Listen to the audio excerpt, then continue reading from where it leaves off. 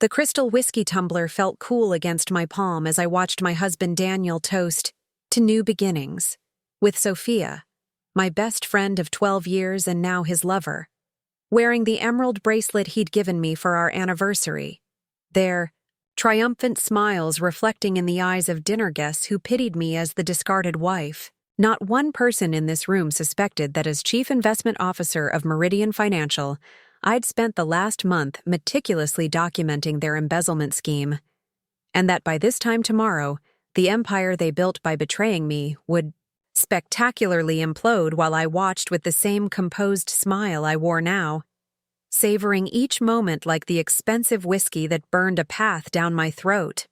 Smooth, intense, and ultimately devastating.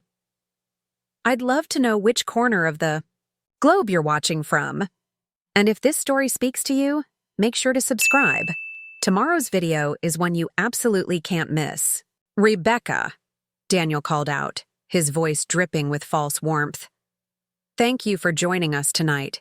It means so much that we can all be adults about this situation. Adults, as if I had any choice but to attend this dinner celebrating their new condo purchase. As Chief Investment Officer of Meridian Financial, I needed to maintain appearances, even if only 4 people in the world knew I held that position. Of course, I replied softly, playing my role perfectly. We're all moving forward with our lives. Sophia shifted uncomfortably in her seat, the only person at the table who seemed genuinely unsettled by my presence. Perhaps she had enough of a conscience to feel guilty about betraying our friendship. Or perhaps she simply didn't want the ex-wife at her housewarming dinner. If she only knew she was sitting in a chair I had personally selected, in a condo I had approved the purchase of through a shell company Meridian Financial owned.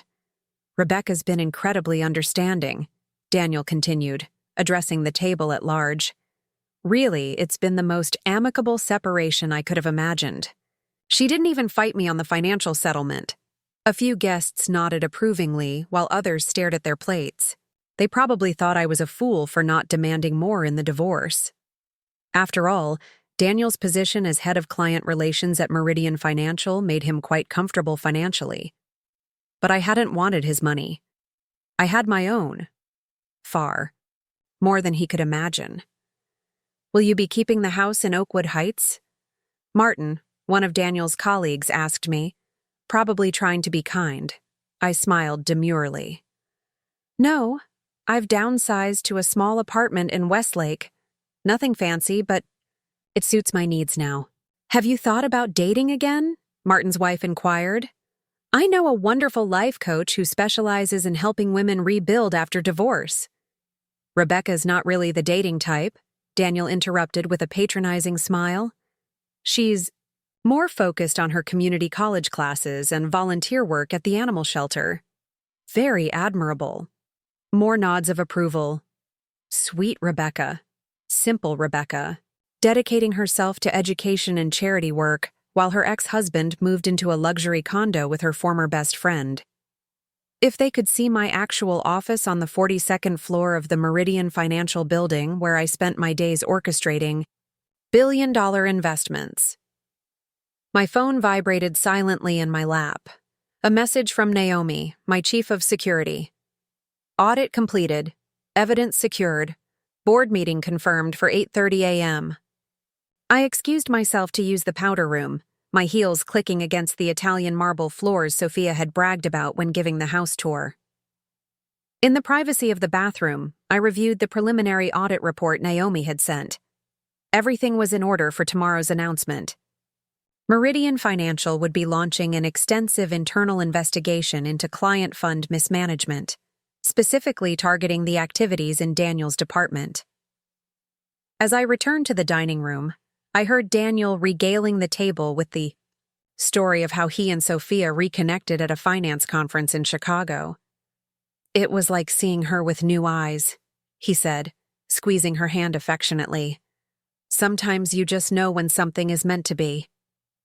I remembered another story he used to tell about meeting a shy economics student at a university career fair, about how her quiet brilliance and unassuming manner had captured his attention. But that was before he'd gotten a taste of corporate status, before his ambition had eroded his integrity. Little did he know that every promotion, every opportunity, every success he'd achieved at Meridian Financial had been carefully monitored by me. I'd been testing him, watching to see if power would corrupt him. It had. Tomorrow would mark the beginning of the end, not just for Daniel, but for the carefully constructed facade that Sophia had helped him build.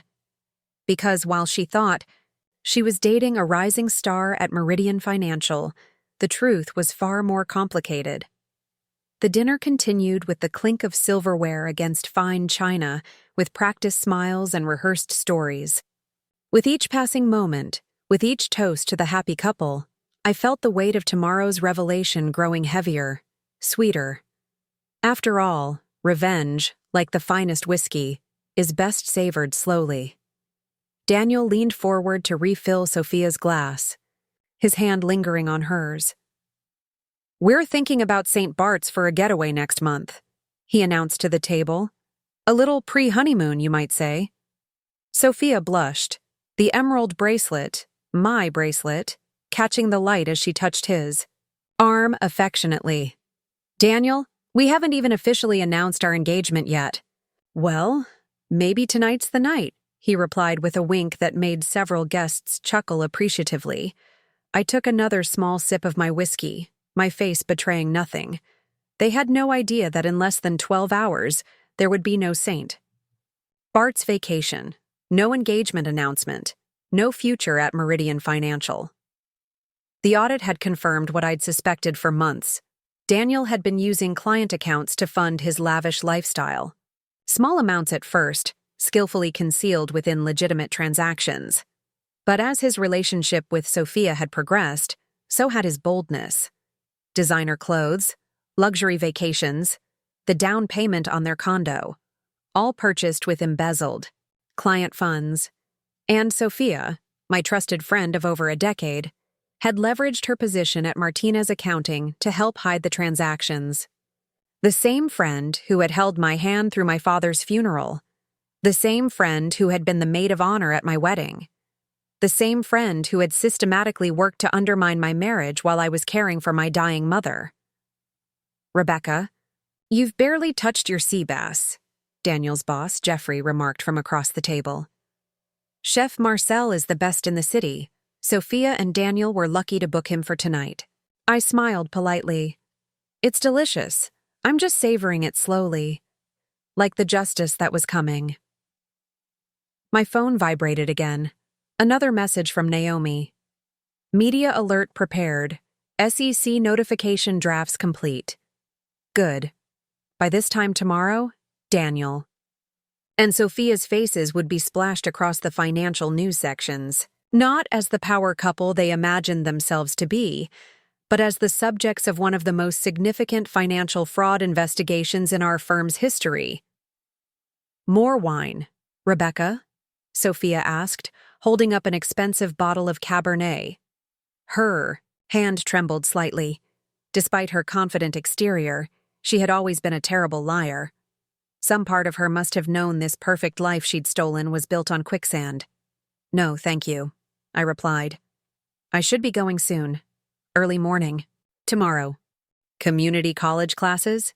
Daniel asked with that slightly condescending tone he'd developed over the past year.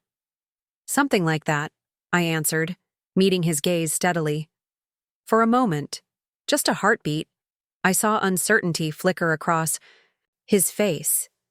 Had he caught something in my tone? Some hint of the storm that was coming?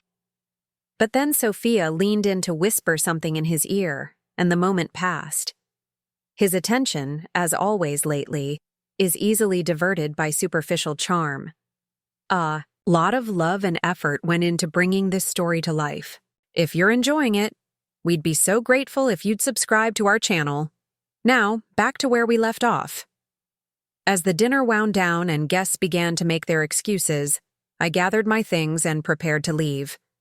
Daniel, ever the image-conscious host, walked me to the door. "Thanks for coming, Becca," he said quietly, using the nickname I'd once loved. I know this can't be easy, but it means a lot that you're being so reasonable about everything. I looked up at him. This man I had once built dreams with. This man who had thrown away 15 years of marriage for the illusion of something more exciting. Life is full of surprises, Daniel, I said simply. We never really know what tomorrow might bring. With that cryptic farewell, I stepped out into the cool spring evening, my heart beating steadily with the calm certainty of what was to come. Behind me, the sounds of laughter and clinking glasses faded as I walked to my car. Not the modest Honda I'd arrived in for appearances, but the BMW I'd parked a block away. The night was just beginning, and I had preparations to make. The board meeting was scheduled for 8:30 a.m., but I planned to arrive at Meridian Financial by 6 mark, using my private access card to enter through the executive garage. Tomorrow, Daniel and Sophia would learn what it truly meant to lose everything. The morning of the board meeting dawned crisp and clear. I arrived at Meridian Financial at 5:45 a.m., using my private elevator to reach the executive floor. The early hour ensured I wouldn't run into Daniel or Sophia, who occasionally liked to show up at 8:30 to network with the senior management team over coffee and pastries. Naomi waited in my office, sharp-eyed and efficient in her tailored suit. One of the few people who knew my true identity, she'd been my father's head of security before becoming mine, helping maintain the illusion that I was just a mid-level compliance officer rather than the person who actually controlled 51% of Meridian Financial's shares. The audit report is ready, she said, sliding a folder across my desk. Daniel's been siphoning client funds for 18 months. Started small, weekend getaways, restaurant bills, but escalated significantly after he began seeing Sophia. The condo down payment was the largest single amount. I opened the folder, examining the meticulously documented trail of fraud. And the connection to Martinez accounting? Irrefutable. Naomi pulled up a series of emails on my secure terminal. Sophia created shell accounts to hide the transfers. These communications show she was fully aware of what she was doing. I studied the email exchanges between my husband and my best friend, dated months before I'd discovered their affair, back when Daniel was still coming home to me at night, when Sophia was still texting me daily about lunch plans and weekend getaways. The betrayal had started long before I'd caught them together. Is everything prepared for the 9:30 announcement? I asked, closing the folder. Yes. The SEC representatives will arrive at 9 bars. The board has been notified of an emergency meeting regarding compliance violations, but they don't know the specifics yet. Naomi's expression remained professional, but I caught the glimmer of anticipation in her eyes. She'd witnessed my pain when I discovered the affair. She knew this was both business and personal. And the press release? Ready to go out at 11 a.m. after the formal charges are filed. I opened my laptop, reviewing the morning's schedule. What about Daniel's team? They've been summoned for a 10-yard meeting. We've arranged for security to be present when the announcement is made. His department's files are already secured. No one can delete anything. I thought about Daniel's loyal team, wondering how many of them suspected what their boss had been doing. Probably none. Daniel had always been skilled at maintaining his public image, at making people see only what he wanted them to see. Have Sophia's credentials been revoked? I asked. As of midnight. She won't be able to access any Meridian systems when she tries to log in this morning. I nodded, satisfied with the preparations. And her firm?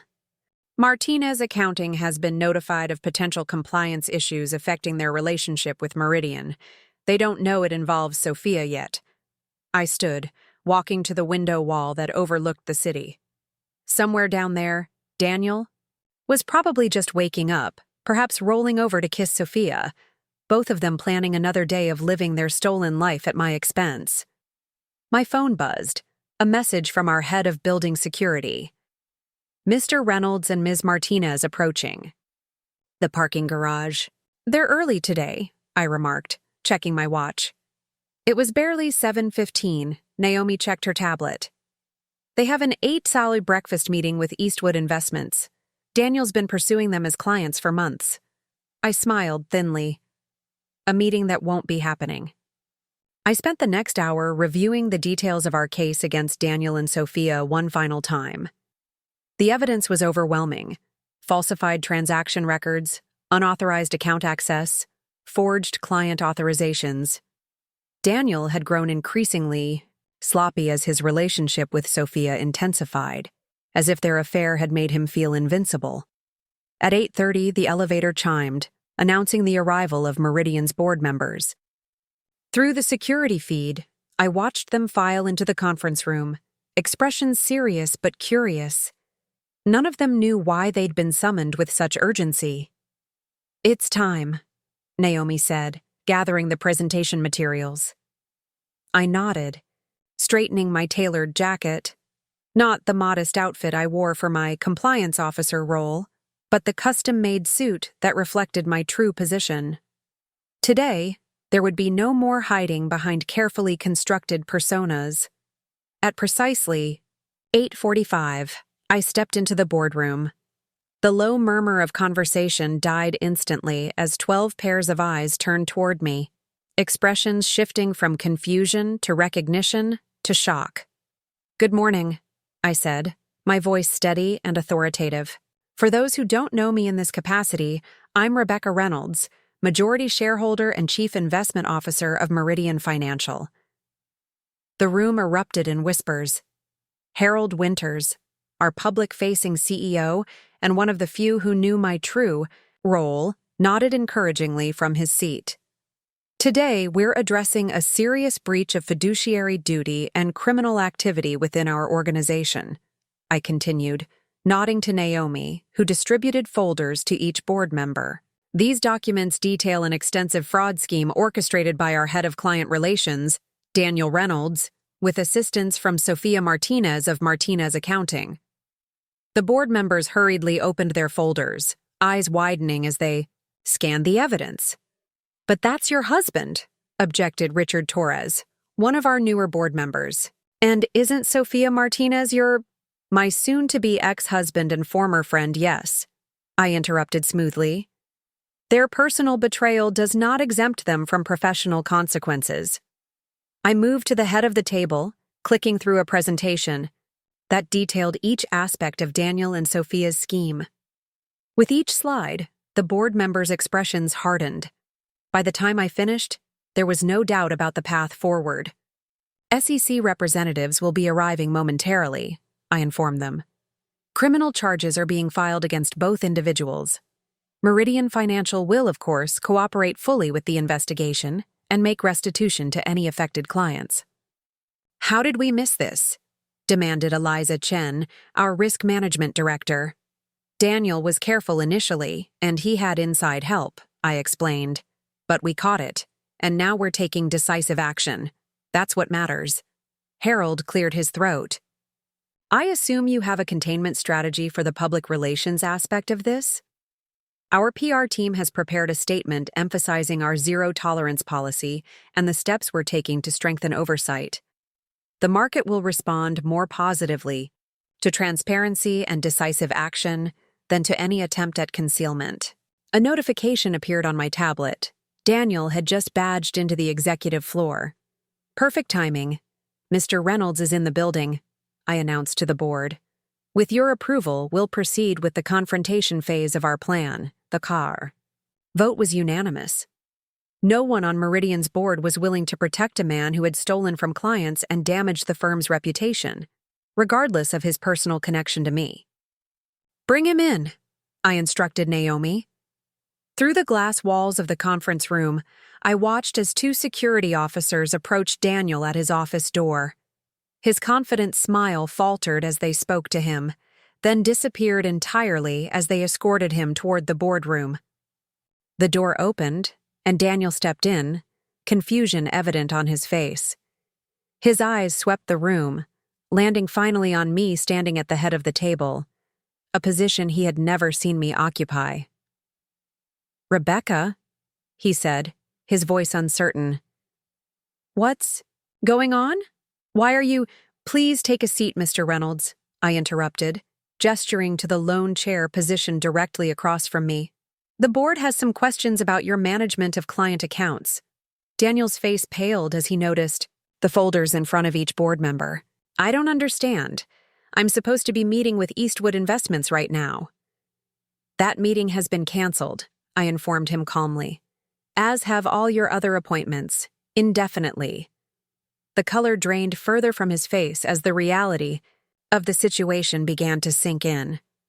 Whatever this is, there must be some mistake. I've managed my client relationships with absolute integrity. Is that what you call embezzling $2.7 million over 18 months? Harold interjected, his voice sharp with disgust. Is that what you call colluding with outside accounting firms to conceal unauthorized transactions? Daniel's eyes darted frantically between the board members before settling back on me, realization finally dawning. You're not just in compliance. No, Daniel, I'm not. I allowed myself a small, satisfied smile. I never was. His confusion gave way to anger.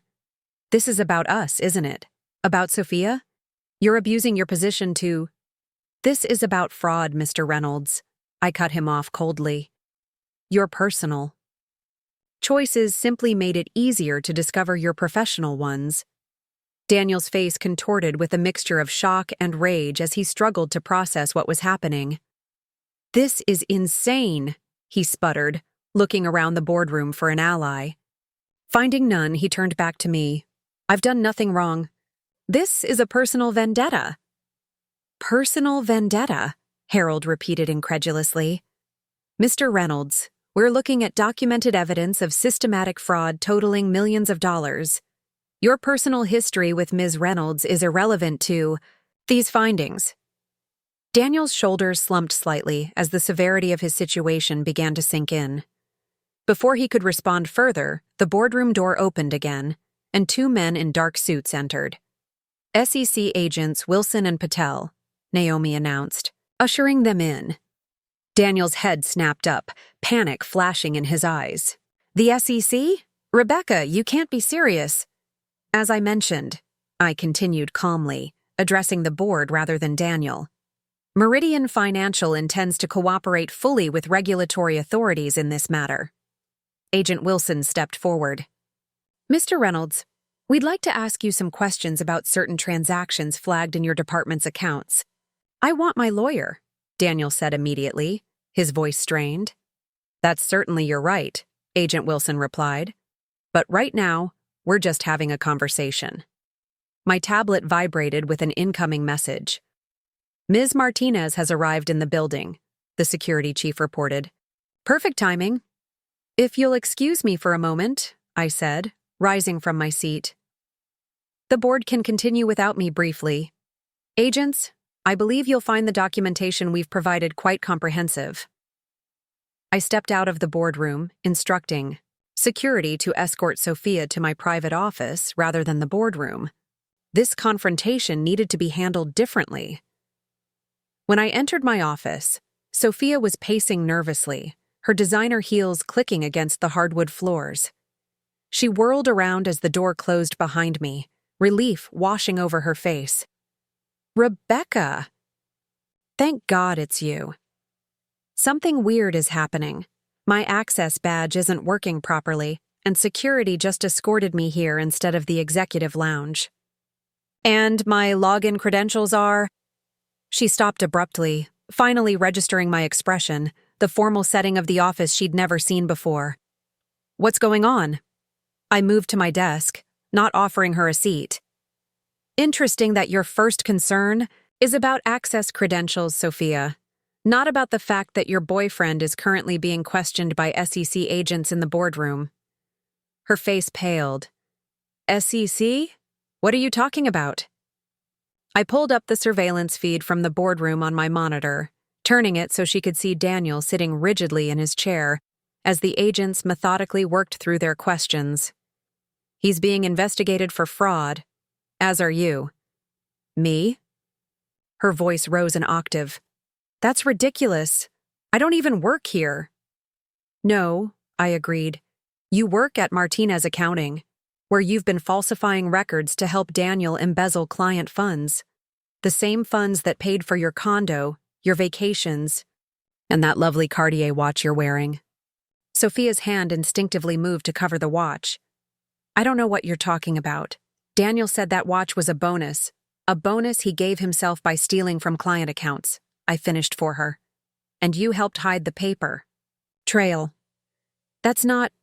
I didn't... She stopped, her breath coming in quick gasps.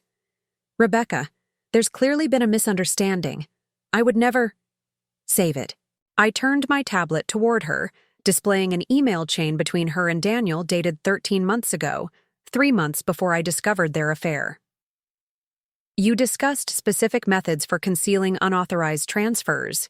You suggested creating shell accounts under marginally different client names. You even joked about how easy it was to fool the compliance team. That would be the department where you thought I worked. She sank into a chair uninvited, her composure cracking. It wasn't like that. Daniel said these were approved bonuses. That we were just expediting the paperwork. Stop lying. My voice was ice.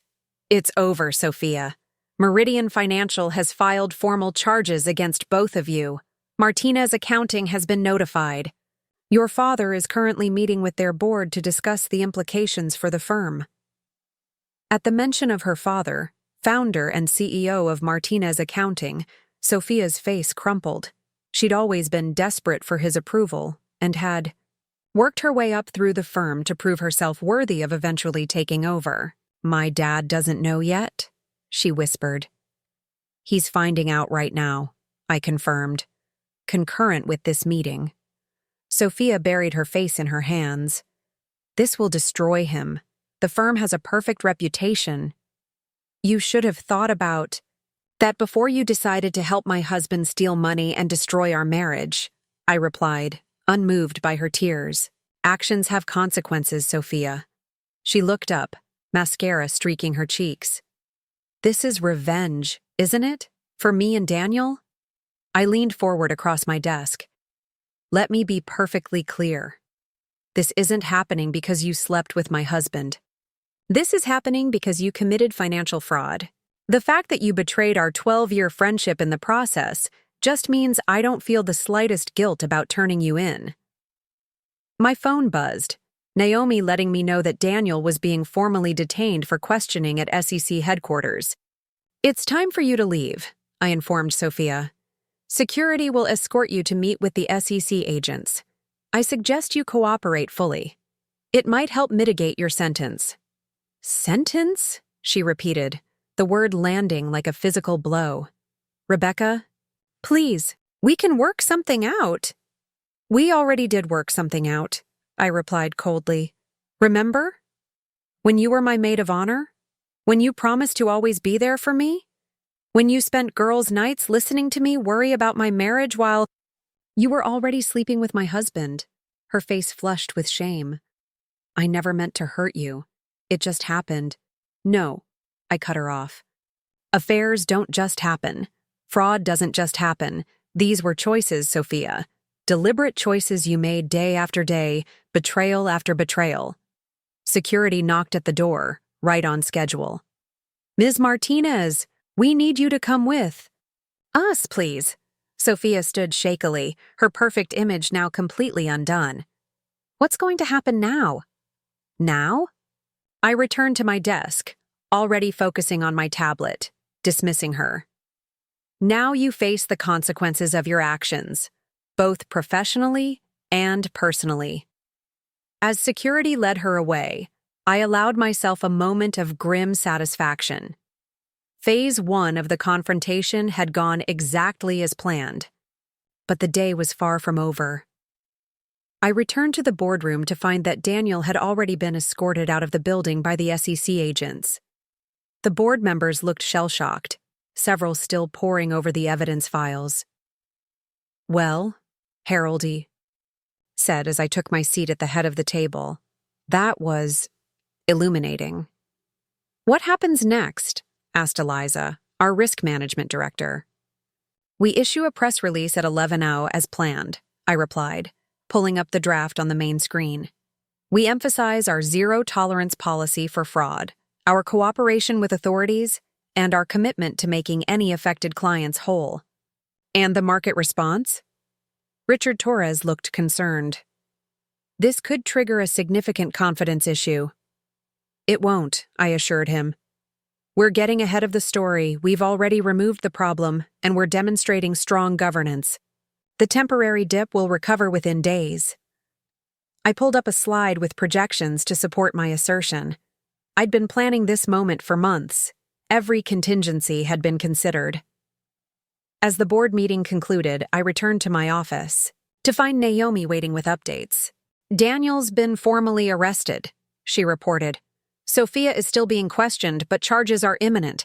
Martinez Accounting has issued a statement distancing themselves from her actions and pledging full cooperation with investigators.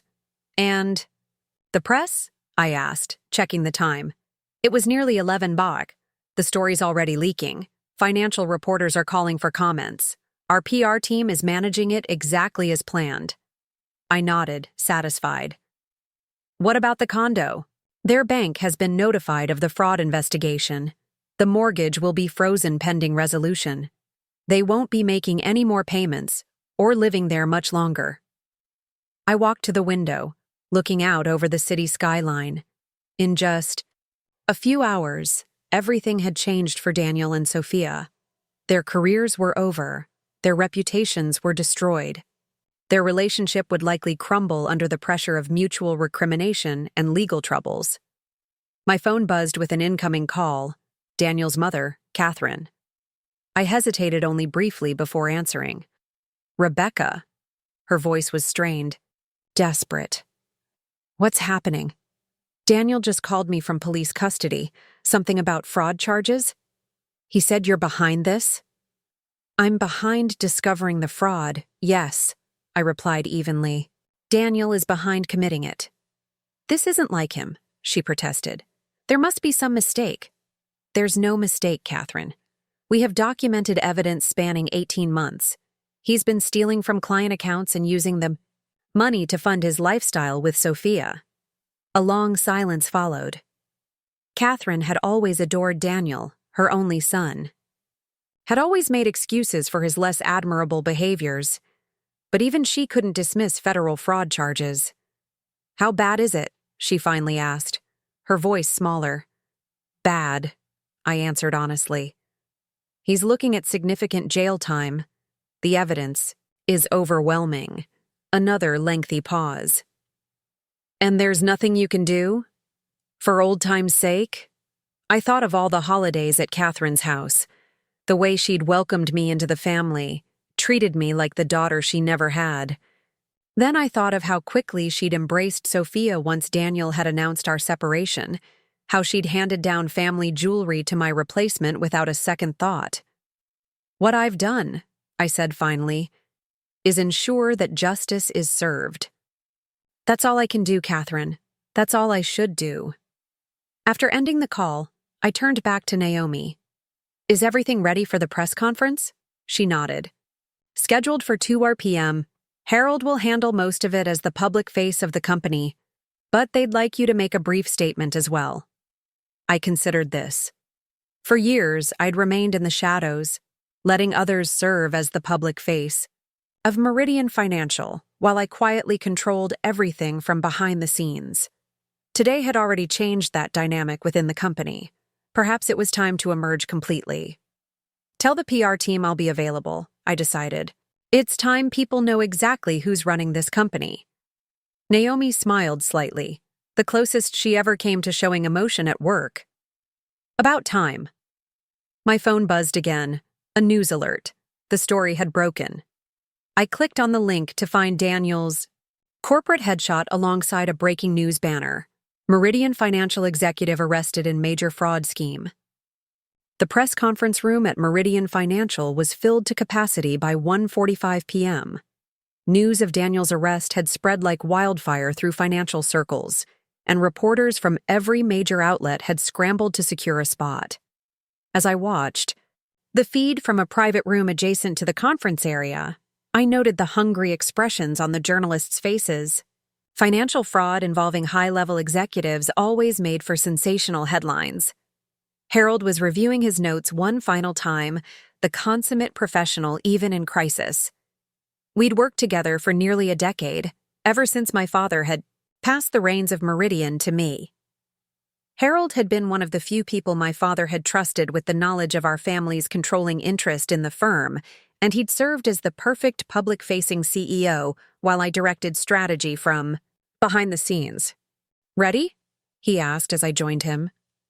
"As I'll ever be," I replied, smoothing down my jacket. "You don't have to do this part, you know," he reminded me gently. "We can handle the press without revealing your true position." I shook my head. "It's time, Harold. I'm tired of hiding." At precisely 2 p.m., we entered the conference room to a barrage of camera flashes. Harold stepped to the podium first, his commanding presence immediately quieting the room. "Good afternoon," he began. "As you're aware, Meridian Financial has uncovered significant evidence of fraud committed by one of our executives, Daniel Reynolds, head of client relations, with assistance from an external accountant, Sophia Martinez of Martinez Accounting. Both individuals have been arrested and charged. Meridian is cooperating fully with authorities and has already begun the process of making restitution to affected clients." The reporters scribbled frantically, digital recorders held high. "I want to emphasize that Meridian Financial has a zero-tolerance policy for ethical violations of any kind," Harold continued. "The actions of Mr. Reynolds and Ms. Martinez are entirely contrary to our company values and the trust our clients place in us. We have already implemented additional oversight measures to ensure such a breach cannot occur again." A forest of hands shot up as reporters clamored to ask questions. Harold fielded the first several with practiced ease, providing just enough detail to satisfy without revealing anything that might compromise the ongoing investigation. Then came the question I'd been anticipating. "Mr. Winters, isn't it true that Daniel Reynolds is married to a Meridian employee? How did this personal connection factor into the company's handling of the situation?" Harold glanced at me, receiving my slight nod. "That brings me to an important announcement," he said, stepping slightly aside. "I'd like to introduce someone who has played a crucial role in uncovering this fraud and who will be taking a more public leadership position at Meridian moving forward." I approached the podium, feeling the weight of dozens of curious stares. Few in the room recognized me. I'd intentionally kept a low profile throughout my career. "Good afternoon. I'm Rebecca Reynolds, Chief Investment Officer and majority shareholder of Meridian Financial." The room erupted in surprised murmurs. I waited for them to subside before continuing.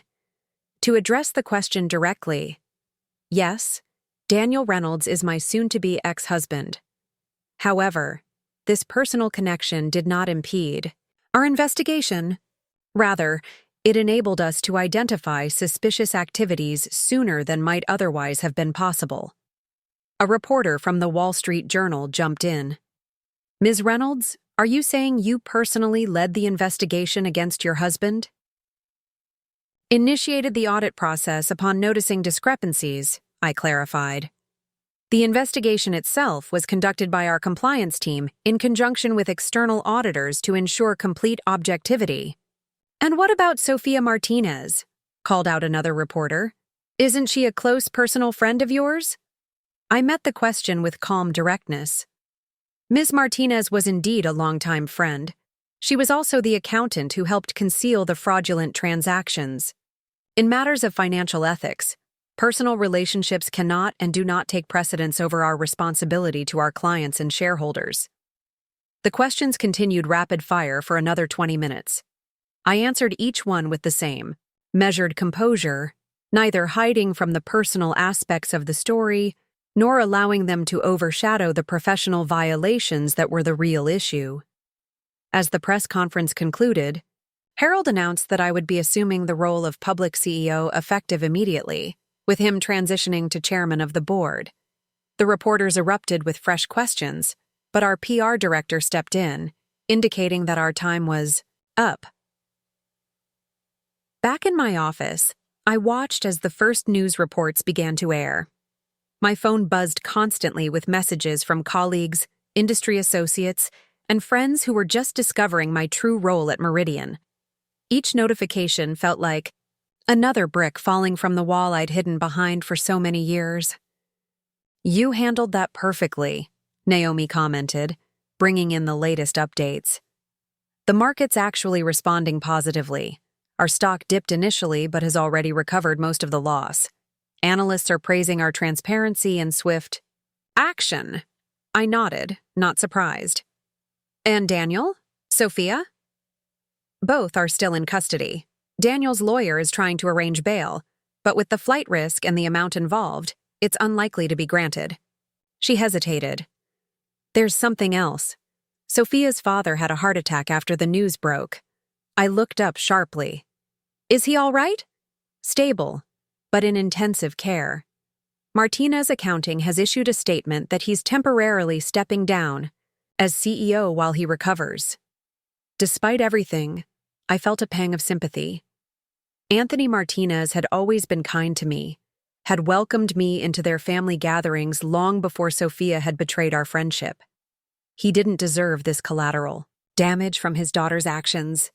"Send flowers anonymously," I instructed, "and make sure our legal team knows to focus their allegations specifically on Sophia, not the firm as a whole. Anthony shouldn't lose his company over this." Naomi nodded, making a note. "Compassionate, considering." "It's not compassion," I clarified. "It's justice. Anthony isn't responsible for what Sophia did."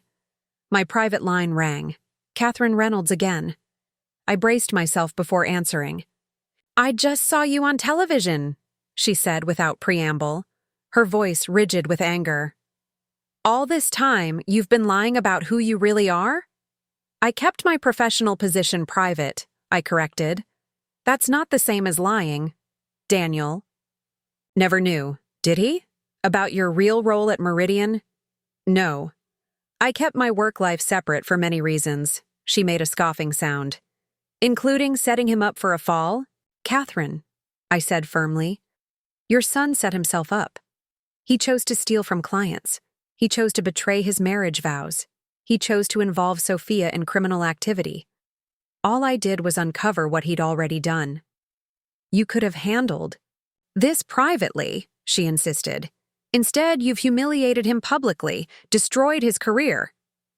"He destroyed his own career when he decided to commit fraud," I interrupted. "And no, we couldn't handle millions in client theft privately." "That's not how financial regulations work." A long silence followed. When Catherine spoke again, her voice was lower, defeated. "He's facing up to 30 years, his lawyer says." 30 years, Rebecca. I closed my eyes briefly, allowing myself to feel a momentary twinge of what might have been grief for the future we'd once planned together. Then I remembered finding them together in my bed, our bed, when I'd come home early from caring for my dying mother. I remembered Sophia's lack of remorse, Daniel's cold insistence that I'd let myself go, and that he deserved better. Actions have consequences, Catherine, I said finally. "I'm sorry that this hurts you, but I'm not responsible for the choices Daniel made." After ending the call, I turned back to the mounting stack of messages and emails requiring my attention. The day's events had fundamentally altered Meridian's public identity, and there was much work to be done to stabilize our client relationships and market position. Hours later, as the office emptied for the night, I remained at my desk, reviewing the preliminary damage reports. Most clients had reacted positively to our swift handling of the fraud, but several major accounts needed personal reassurance. A soft knock at my door interrupted my concentration. It was Harold, looking tired, but satisfied. "Quite a day," he remarked, taking a seat opposite my desk. "How are you holding up?" I considered the question seriously. "Surprisingly well." He studied me with the same thoughtful expression he'd worn when my father first introduced us years ago. "You know, when your father told me his quiet, bookish daughter would be taking over Meridian one day, I had my doubts. not anymore. I smiled slightly. High praise. Well deserved. He leaned forward. But I have to ask, why now? You could have continued operating behind the scenes even after exposing Daniel's fraud. Why step into the spotlight? I was silent for a moment, organizing my thoughts. For years, I believed staying in the background gave me an advantage. People underestimated me, which was useful. Daniel certainly did. I looked out at the city lights beginning to sparkle in the dusk. But I'm tired of being underestimated, Harold. Tired of being invisible. What happened with Daniel and Sophia? It made me realize that hiding my power doesn't protect me. It just makes it easier for others to dismiss me. Harold nodded thoughtfully. Well, no one will be dismissing you after today. As he left, I returned to the window, watching the city transform as darkness fell. Somewhere out there, Daniel and Sophia were in custody, their perfect future together crumbling around them. Their shared condo would soon be seized as evidence. Their reputations in the financial world were irreparably damaged. The life they'd built on betrayal and theft was over. My phone buzzed one final time for the evening. A text from Naomi. Thought you should know. Daniel's trying to make a deal, offering information in exchange for leniency. I wasn't surprised. Daniel had always prioritized self-preservation above all else. No doubt he was already trying to shift as much blame as possible onto Sophia. Let the prosecutors handle it, I texted back. Our part is done. And it was. I had exposed their crimes, protected my company, and reclaimed my power.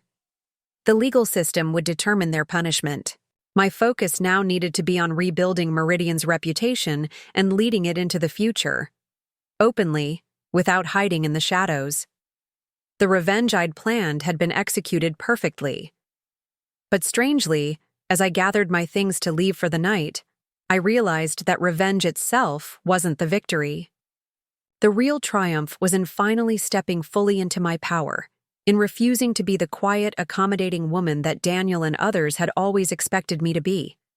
That was a victory that would last long after Daniel and Sophia's betrayal had faded into a distant memory. The morning after the press conference dawned with my face splashed across the front page of every financial publication in the country. Shadow CEO exposes fraud and takes control, read the Wall Street Journal headline. The Financial Times went with Meridian's secret power player emerges amid scandal. Even the more sensationalist outlets couldn't resist the personal angle. Betrayed wife brings down cheating exec husband. I scrolled through the coverage on my tablet as my driver navigated through morning traffic.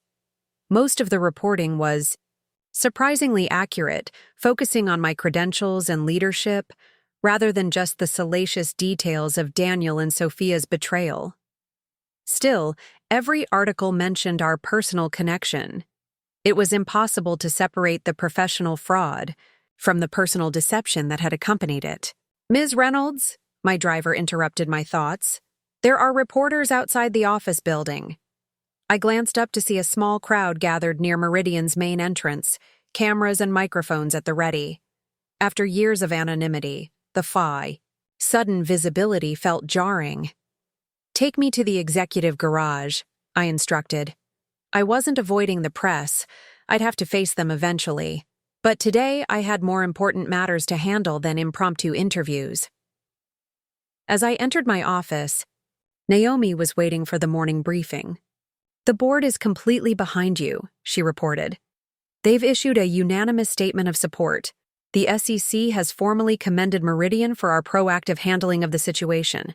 And 3 major clients who were considering leaving have decided to stay after your press conference performance. Good, I nodded, setting down my things. What about Daniel and Sophia? Both appeared before the judge this morning. Daniel's bail was set at $5 million, which he can't afford now that his assets are frozen. Sophia's was set at $3 million. Neither has been released. I raised an eyebrow. No one's posted bail for them? Sophia's family could afford it, but they're apparently letting her sit in jail for now. As for Daniel, she shrugged. His lawyer approached his friends, but no one stepping up. I wasn't surprised. Daniel had always treated friendships as transactions, cultivating relationships with people who could benefit his career. Now that he had nothing to offer, those fair-weather friends had disappeared. What about Catherine? I asked, thinking of his mother. She's mortgaged her house to pay the lawyer's retainer, but she doesn't have bail money. I felt a twinge of sympathy for Catherine. Despite her blind spot where her son was concerned, she didn't deserve to lose her home over this. Have our legal team monitor the situation, I said. I don't want to interfere directly, but make sure Catherine knows her house is not at risk. It was a small kindness, but one I could afford. My quarrel had never been with her. Naomi nodded, making a note. Also, Martinez Accounting has issued a formal statement distancing themselves from Sophia. They've conducted an internal audit and are cooperating fully with authorities. Anthony Martinez remains in the hospital, but his condition has stabilized. And their clients? Fleeing in droves. Their reputation has taken a massive hit. Several major clients have already approached us about transferring their accounts to Meridian. I considered this. Accept transfers only from clients who had no connection to the fraud. I don't want any appearance that we're capitalizing on this situation for business gain. Naomi smiled slightly. Very diplomatic. It's not diplomacy, I corrected. It's integrity. We just held a press conference emphasizing our ethical standards. We need to live up to them. My calendar for the day was packed with back-to-back meetings, reassuring major clients, strategizing with the PR team, and preparing for an emergency all-hands company meeting scheduled for that afternoon. Each interaction required me to be present, focused, and in command, the very opposite of the quiet background role I'd played for so many years. Between meetings, I received a message that made me pause. Daniel's lawyer has requested a private meeting, says his client has information that would be mutually beneficial to discuss. I showed the message to Harold, who frowned. Sounds like a desperate plea bargain attempt. I wouldn't give him the satisfaction. I agree, I said. Tell the lawyer that any information Daniel has should be shared with the prosecutors. Meridian has nothing to negotiate. By midday, the steady stream of developments continued. Martinez Accounting announced a complete restructuring, with Anthony Martinez stepping down permanently and the firm being acquired by a larger competitor. Sophia's professional reputation was in tatters. The accounting licensing board had already initiated proceedings to revoke her credentials. As for Daniel, his desperation was becoming increasingly evident. His lawyer had leaked to the press that he was cooperating fully and had valuable information about broader issues at Meridian Financial. It was a transparent attempt to shift blame and create doubt about the company's integrity. Should we respond? Asked our PR director during our afternoon strategy session. I shook my head. That's exactly what he wants. We've been transparent from the beginning. The evidence against Daniel and Sophia is overwhelming. Let his baseless claims die from lack of oxygen. The all-hands meeting in Meridian's main conference center was packed with employees from every department. Many looked nervous. Corporate fraud scandals often led to layoffs and restructuring even for innocent employees. As I took the podium, I could feel hundreds of anxious eyes upon me. Good afternoon, I began. For many of you, this is the first time we're formally meeting.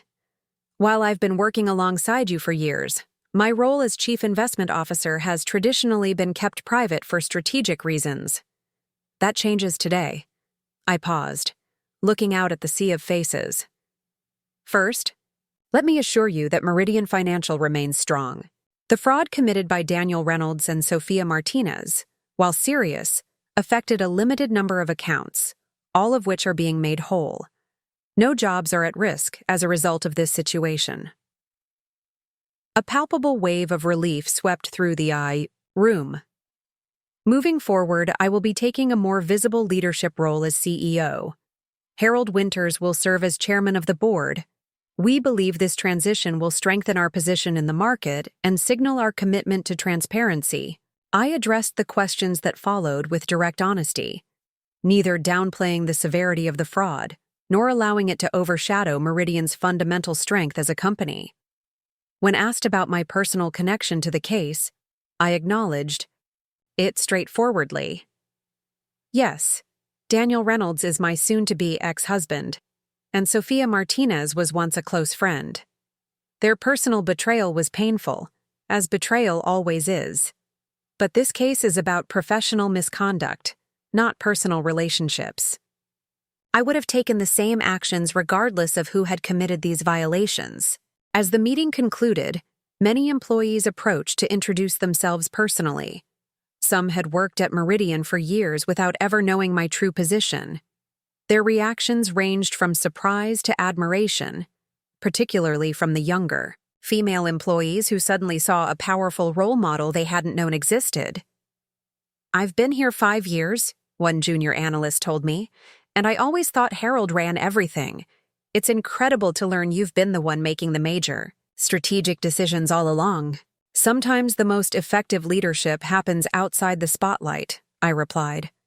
But even as I said it, I wondered if that was truly wisdom, or if I'd been hiding unnecessarily, diminishing my own power out of some misguided belief that it was safer to remain unseen.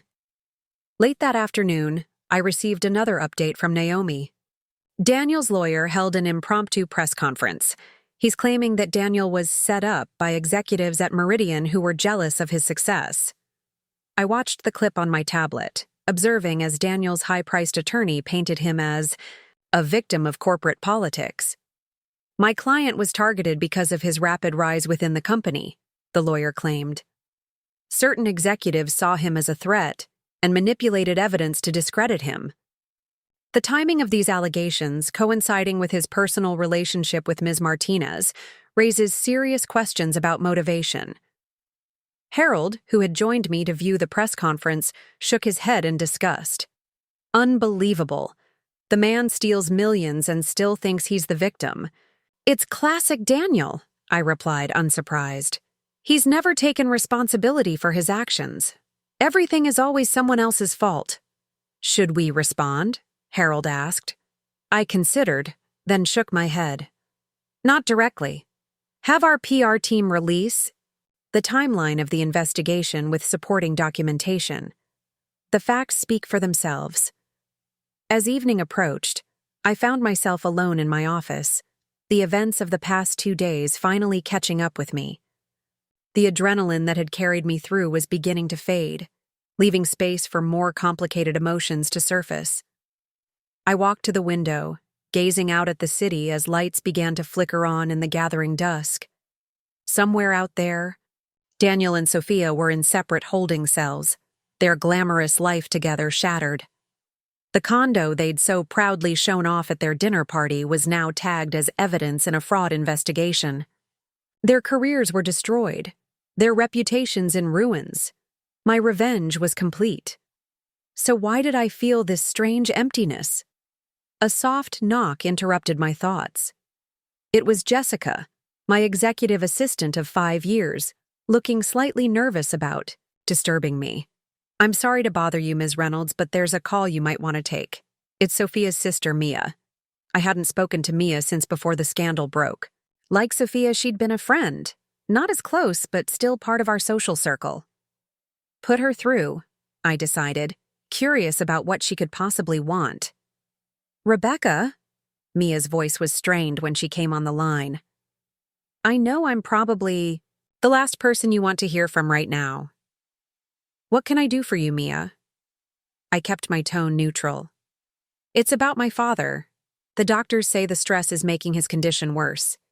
He keeps asking about Sophia, blaming himself." She paused. "I know what my sister did is inexcusable, but our father, he's innocent in all this." "I'm aware of that," I replied. "That's why I've instructed our legal team to focus charges specifically on Sophia, not on Martinez accounting as a firm." "I know, and we're grateful. But there's something else." Another pause. Sophia wants to see him, but the authorities won't allow a hospital visit while she's in custody unless someone posts her bail. Our family has the money, but my mother refuses. She says Sophia needs to face consequences. I was silent, understanding what Mia was asking without her having to say it directly. I wouldn't ask, she continued. But the doctors are concerned about his heart. If something happened and he never got to see her, you want me to post her bail, I stated flatly. Not for her sake, Mia clarified quickly. For our father's. Please, Rebecca. You know what he means to our family. I did know. Anthony Martinez had built his accounting firm from nothing, had put both his daughters through college, had been a pillar of integrity in an industry often lacking it. The irony of his daughter betraying those same values wouldn't be lost on him. I'll consider it, I said finally. Not for Sophia, but for your father. I'll have an answer for you tomorrow. After ending the call, I sat in silence, turning over this unexpected request. Helping Sophia in any way felt like betrayal of my own interests.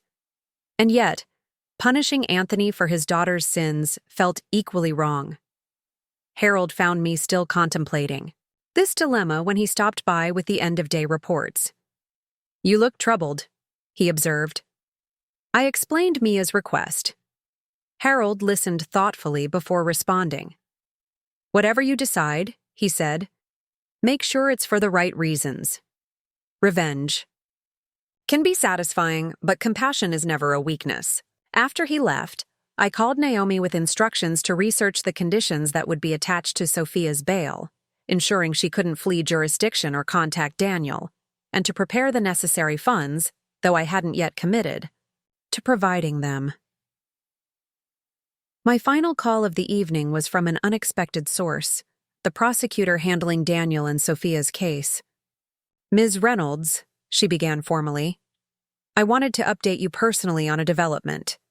Daniel Reynolds has offered to testify against Sophia Martinez in exchange for a reduced sentence. He claims she was the mastermind behind the fraud scheme, and that he was merely following her instructions.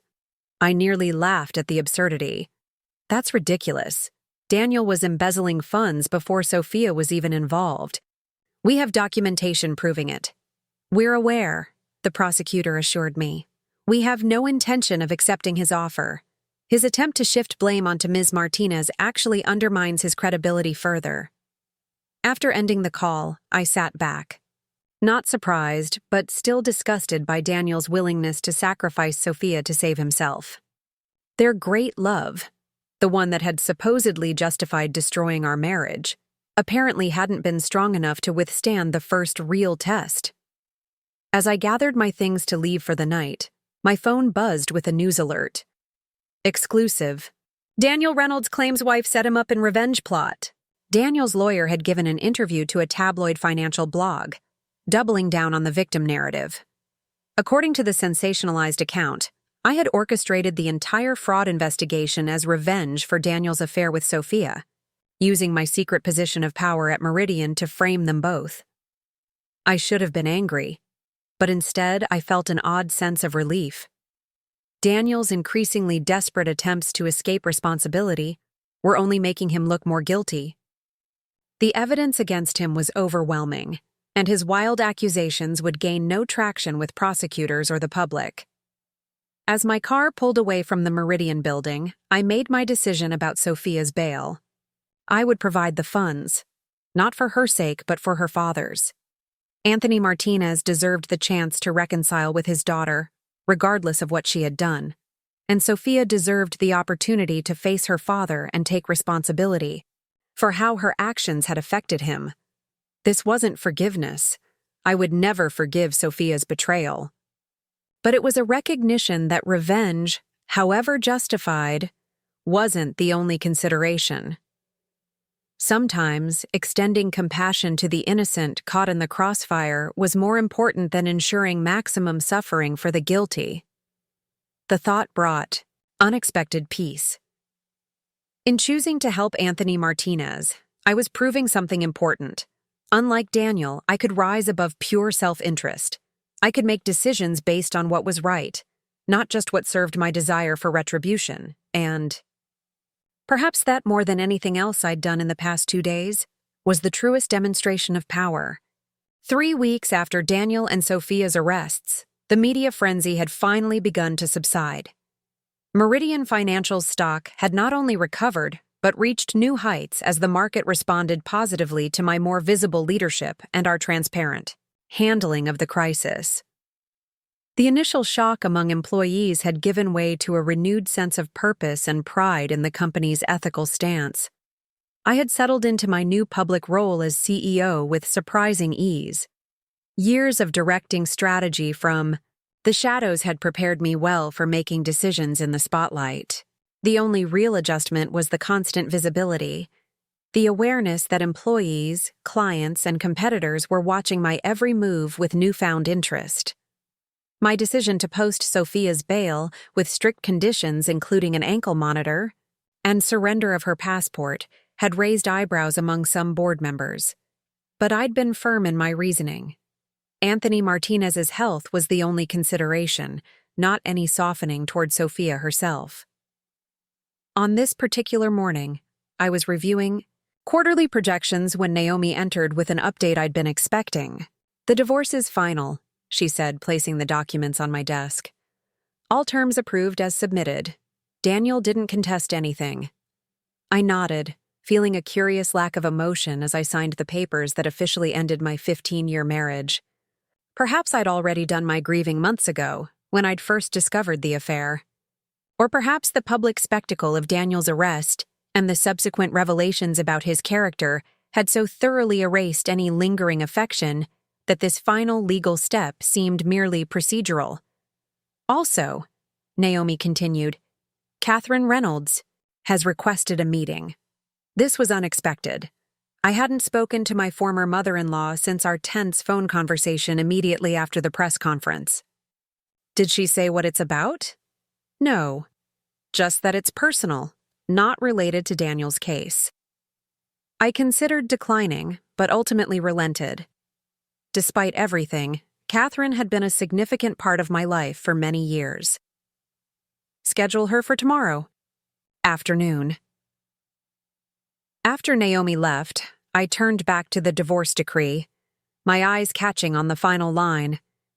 "The marriage of Daniel James Reynolds and Rebecca Ann Chen Reynolds is hereby dissolved." Rebecca Chen. I hadn't used my maiden name professionally since marriage, but now, with the divorce final, I found myself contemplating a complete return to my original identity. A fresh start, unmarked by association with Daniel's disgrace. My contemplation was interrupted by a call from the prosecutor handling Daniel and Sophia's case. "Ms. Reynolds, I wanted to inform you that we've received a new plea offer from Daniel's attorney," she began. "He's willing to plead guilty to reduced charges in exchange for a 10-year sentence instead of the potential 30 he's facing." "And your response?" I asked, curious about the prosecution's stance. "We're inclined to counter with 15 years. No possibility of parole before serving at least 12. Given the evidence and the amount stolen, it's still a generous offer." I considered this. A decade or more in prison would effectively end Daniel's career and any hope of the glamorous life he'd envisioned with Sophia. Justice would be served, regardless of whether he received 10 years or 30. "That seems reasonable," I agreed. "Has Sophia's counsel made any similar overtures?" "Yes, but with a different approach. She's offering full cooperation, including testimony against Daniel, in exchange for a 5-year sentence. She's also agreed to make financial restitution from her family trust." The contrast was telling. While Daniel continued trying to minimize his responsibility, Sophia appeared to be accepting hers. Whether this reflected genuine remorse or simply a more realistic assessment of her situation was impossible to know. "And will you accept her offer?" I asked. "We're considering it. Her cooperation would certainly strengthen our case against Daniel, though we have enough evidence to convict him without her testimony. If you have any objections, however—" "This is a legal matter, not a personal one," I replied firmly. Whatever arrangement serves justice is the right approach. My personal history with either defendant shouldn't be a factor. After ending the call, I turned back to the window, watching clouds drift across the early summer sky. Despite my words to the prosecutor, I couldn't help but feel a certain satisfaction knowing that both Daniel and Sophia would serve significant prison time. Their mutual betrayal had cost them everything: careers, reputations, freedom, and apparently, even their relationship with each other, if Daniel's willingness to shift blame to Sophia was any indication. The revenge I'd orchestrated had succeeded beyond my expectations. Yet, strangely, the satisfaction was less intense than I'd anticipated. Instead of the vindication I'd imagined, I felt a growing desire to look forward rather than back, to focus on building Meridian's future rather than dwelling on Daniel and Sophia's destruction. My afternoon was consumed with client meetings and strategic planning sessions. The fraud scandal, while damaging in the short term, had created unexpected opportunities as competitors' clients sought more ethical management for their investments. Meridian's reputation for integrity, reinforced by our handling of the internal fraud, had become our greatest asset. The following day, Catherine Reynolds arrived precisely on time for our scheduled meeting. She looked older than when I'd last seen her, the strain of Daniel's arrest evident in the new lines around her eyes and mouth.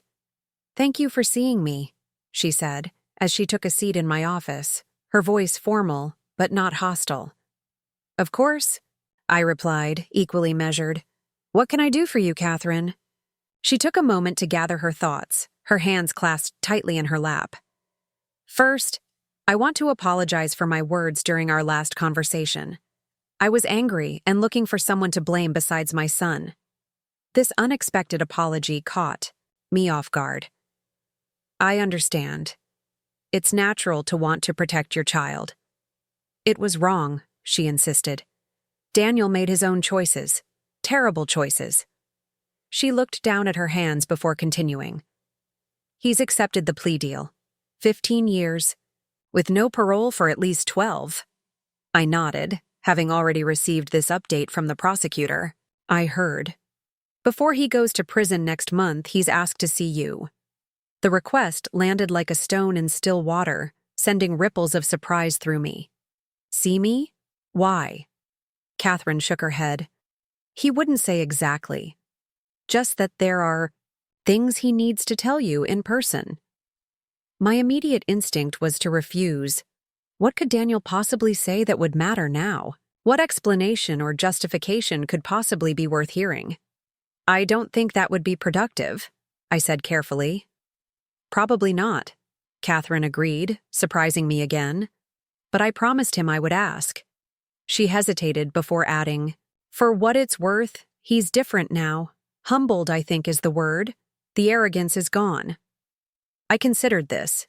The Daniel I knew had never been humbled by anything. His response to setbacks had always been denial, deflection, or blaming others. Exactly, as he'd done initially with the fraud charges. "I'll think about it," I said finally, not committing but not outright refusing either. Catherine nodded, accepting this partial concession. "There's one other thing, a more practical matter." She reached into her purse and withdrew a small velvet. "Daniel asked me to return this to you. He said you'd understand its significance." She placed the box on my desk. From its size and shape, I knew immediately what it contained. My grandmother's sapphire earrings, family heirlooms that had disappeared during our divorce proceedings, which Daniel had claimed to know nothing about. Clearly, he'd taken them, perhaps intending to give them to Sophia as he had my emerald bracelet. "Thank you," I said, not opening the box but slipping it into my desk drawer. Another small piece of myself reclaimed from the wreckage of our marriage. Catherine rose to leave but paused at the door. "Rebecca, for whatever it's worth, I want you to know that I've always respected you. Even now, after everything. Perhaps especially now." After she left, I sat quietly, turning over her words and Daniel's unexpected request. Why would he want to see me?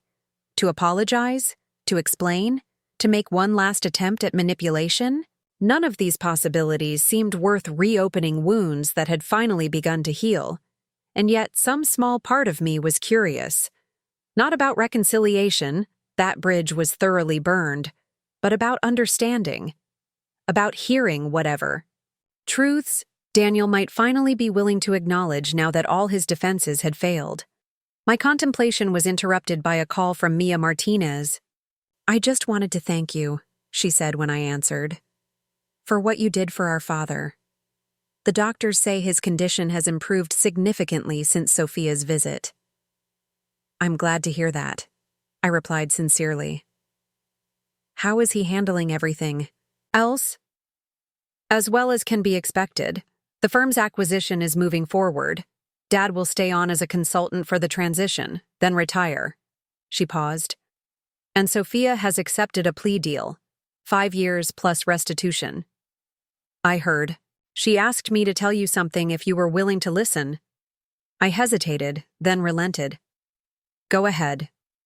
She said to tell you that she knows no apology could ever be sufficient, but that she is truly sorry. Not just for the fraud, but for betraying your friendship.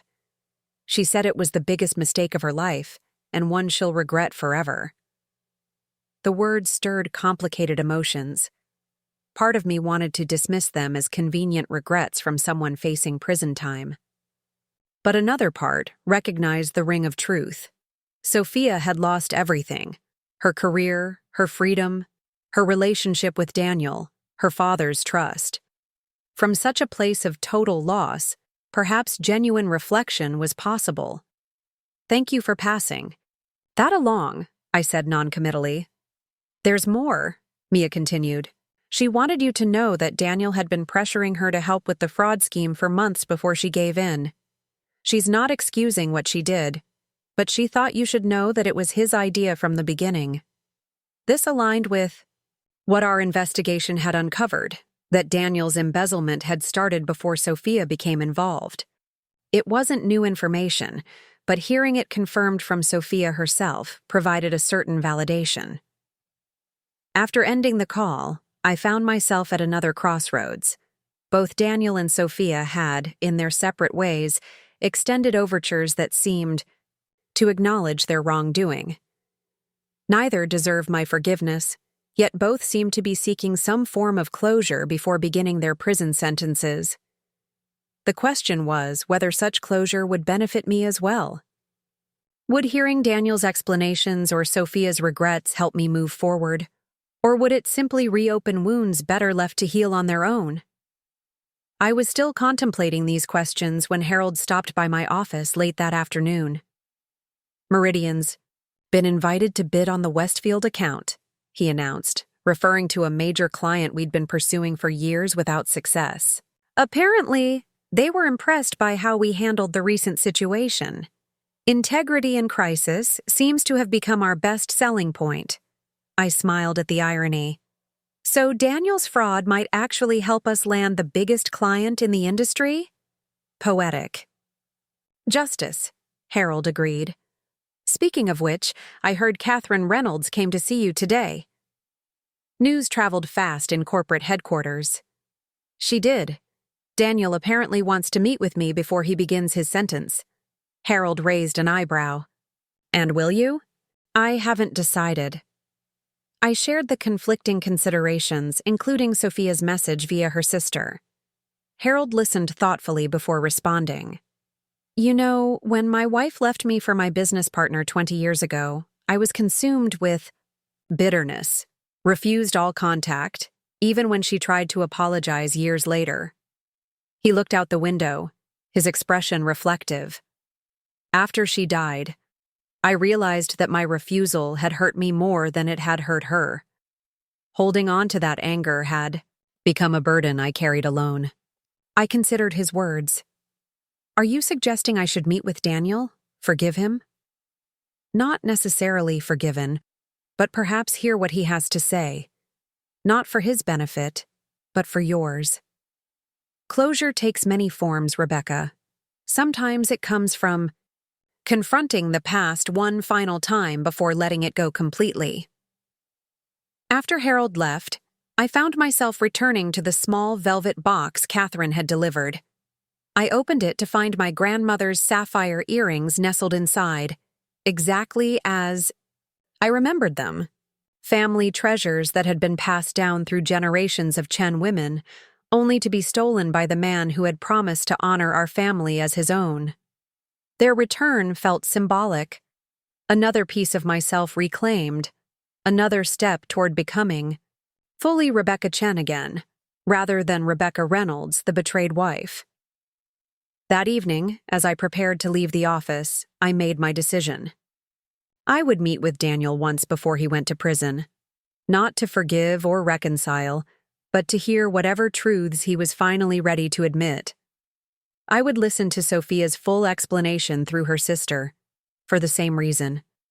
Not because either deserved my attention, but because understanding the complete story might help me close this chapter definitively and move forward, unburdened. I called Catherine and arranged for a brief meeting with Daniel the following week, under controlled circumstances at his lawyer's office. Then I called Mia and asked her to share any additional context Sophia wished to provide about their betrayal and the fraud. As I drove home that night, I felt a strange sense of lightness.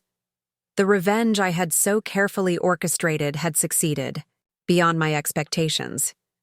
Daniel and Sophia had lost everything. Their freedom, their careers, their reputations, and apparently even their relationship with each other. Justice had been served both legally and karmically, but perhaps the most satisfying aspect wasn't their downfall, but my rise. In exposing their fraud, I had also liberated myself from the shadows I'd hidden in for years. I had reclaimed not just my stolen possessions and my company's stolen funds, but my own power and visibility. That, more than anything else, felt like the true victory, one that would continue to yield benefits long after Daniel and Sophia had faded into footnotes in Meridian Financial's history. The law offices of Brennan and Associates occupied the 38th floor of a gleaming downtown tower, its reception area designed to project wealth and confidence. As I was led through polished marble hallways to a private conference room, I reminded myself why I had agreed to this meeting. Closure, not reconciliation. Understanding, not forgiveness. Security had been one of my conditions. 2 guards stood, discreetly by the door, and Naomi waited in an adjacent room, monitoring through a one-way glass panel.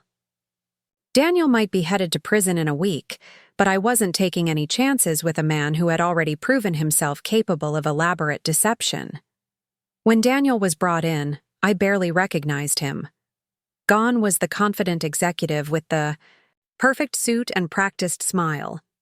In his place sat a diminished figure in wrinkled business casual attire, his face gaunt, eyes ringed with shadows. 3 weeks in detention while finalizing his plea deal had stripped away his polished exterior, revealing the hollow core beneath. His eyes widened slightly when he saw me, perhaps surprised that I'd actually come, or perhaps reacting to my appearance. I had deliberately chosen to wear not the modest, unassuming clothes he was accustomed to seeing me in, but a tailored designer suit that reflected my true position and power. My grandmother's sapphire earrings completed the ensemble, a small but pointed reminder of what he had taken and been forced to return. "Rebecca," he began, his voice hoarse, "thank you for coming." I didn't respond immediately, simply studying him across the conference table. This man had been my husband for 15 years. I had loved him once, had built a life with him, had trusted him completely. Now he was a stranger, and not just because of his altered appearance. "Your mother said you had something to tell me," I said finally, my voice cool and professional. "I'm listening." Daniel seemed to shrink further under my direct gaze. "I hardly know where to begin." "The truth would be novel," I suggested. "You could try that." He flinched but didn't argue with the implied accusation. I deserve that. He took a deep breath. I wanted to tell you that I'm sorry, not just for the affair with Sophia, but for everything. The lies, the theft, the way I treated you toward the end. I regarded him silently, waiting for more. A simple apology wasn't nearly enough to warrant this meeting. When I first started taking money from the client accounts, it was just a small amount, he continued. I told myself it was temporary, that I'd pay it back before anyone noticed, but then it became easier each time and the amounts got larger. Why? I asked. Your salary at Meridian was more than generous. We lived comfortably. Daniel's gaze dropped to the table. It wasn't about need. It was about wanting more. Status. Recognition. He looked up again. You were always so content with what we had. The modest house, the practical cars. But I wanted to be someone important. And you thought money would make you important. It wasn't a question. I thought it would make me visible, he corrected.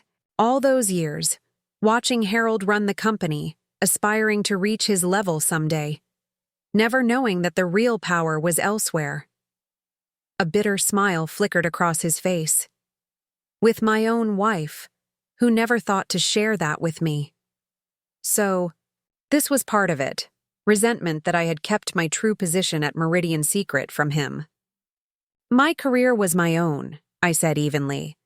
Just as yours was yours. We agreed on that from the beginning. But this wasn't just a career choice, Rebecca. This was a fundamental lie about who you were. As opposed to your fundamental honesty? I countered, feeling a flash of anger. You stole millions from clients. You cheated on me with my best friend. You took family heirlooms that weren't yours to take. And you're questioning my integrity? Daniel had the grace to look ashamed.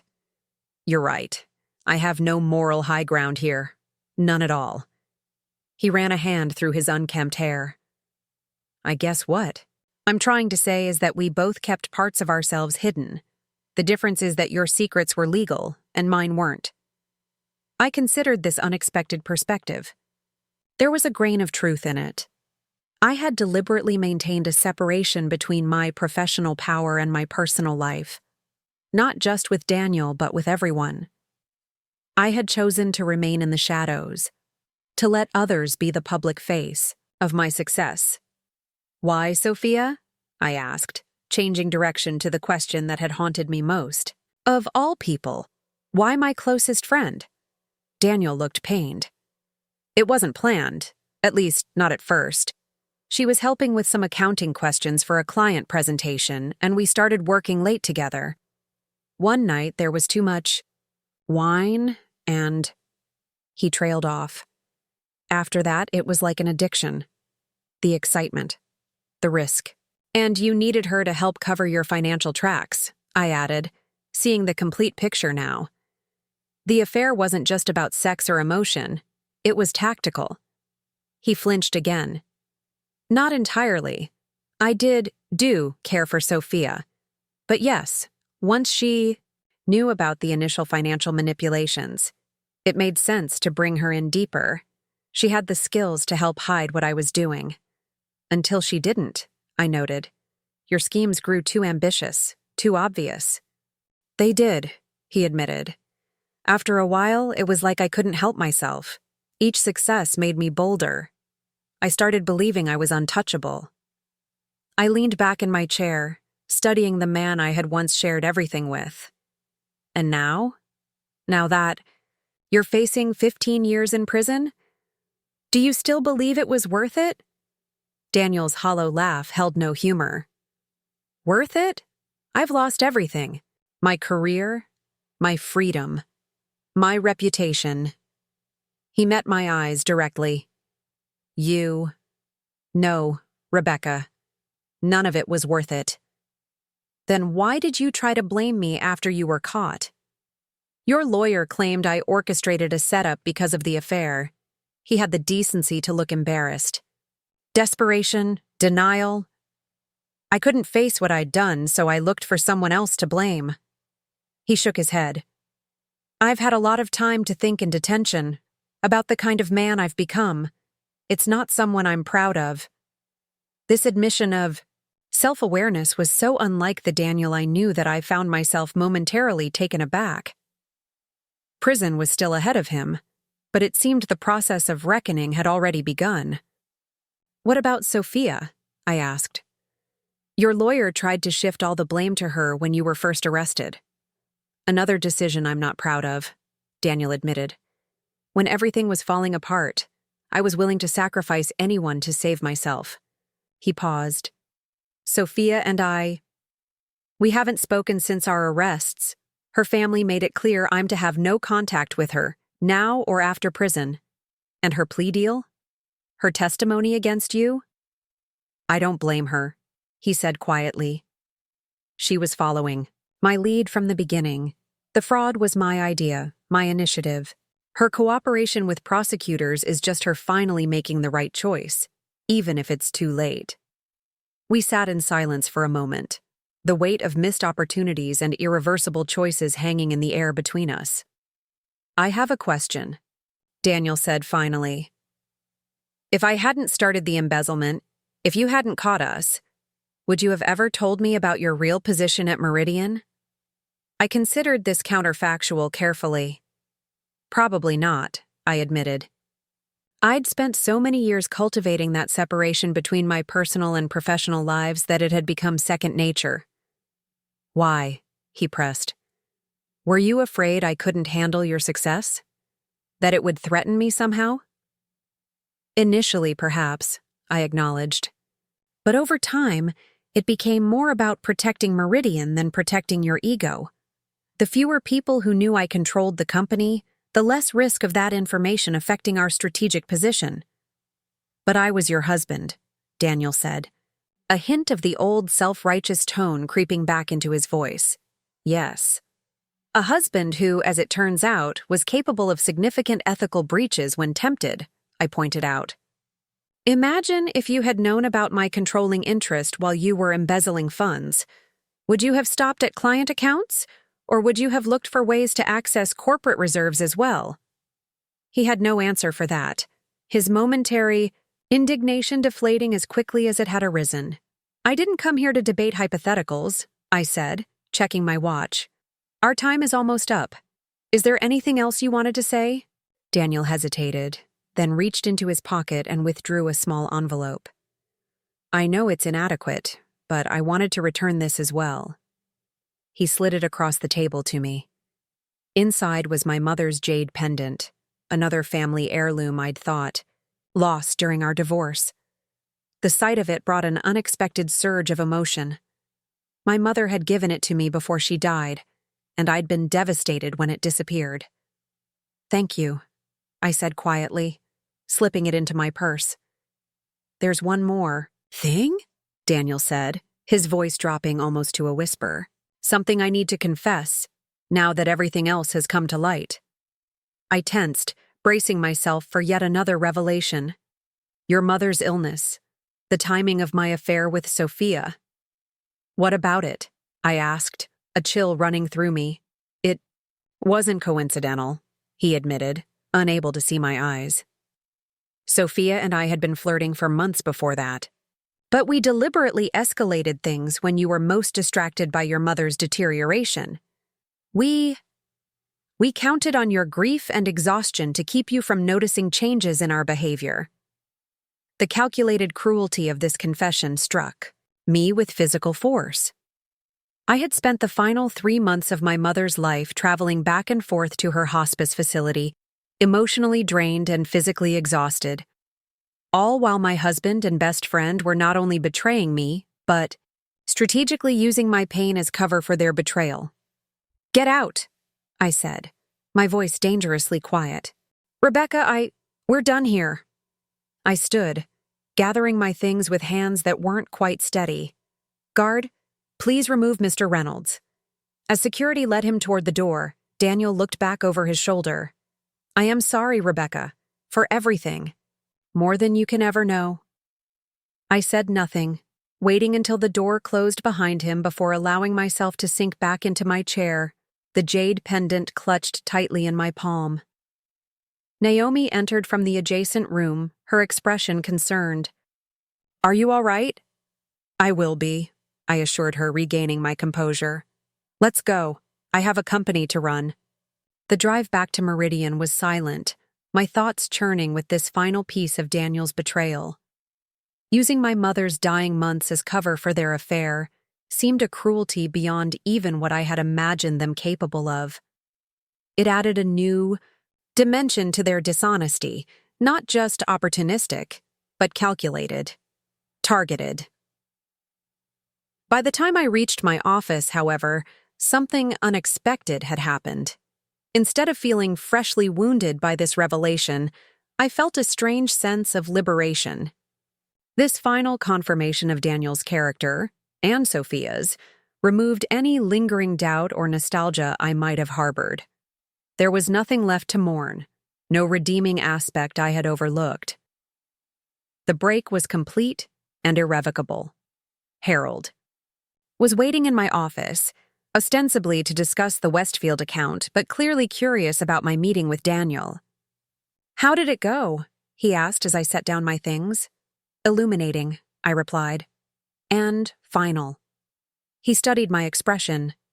"You seem lighter." "I am," I realized, somewhat surprised. I thought seeing Daniel again would be difficult. Instead, it was clarifying. Closure? Something like that. I touched the jade pendant now hanging around my neck, restored to its rightful place. He returned another piece of jewelry he'd taken, and confessed to some additional calculations in his betrayal. Surprisingly, learning how thoroughly corrupt he was feels like a gift. There's no room left for doubt or second-guessing. Harold nodded thoughtfully. "The last ghost exorcised." "Exactly." I turned to my computer, ready to refocus on Meridian's future. Now, about the Westfield proposal. Later that afternoon, I received a call from Mia Martinez. "I wanted to let you know that my father has been released from the hospital. He's doing much better." "I'm glad to hear it," I replied sincerely. "He asked to speak with you if you're willing. Not about Sophia specifically, but about the future of our firm's relationship."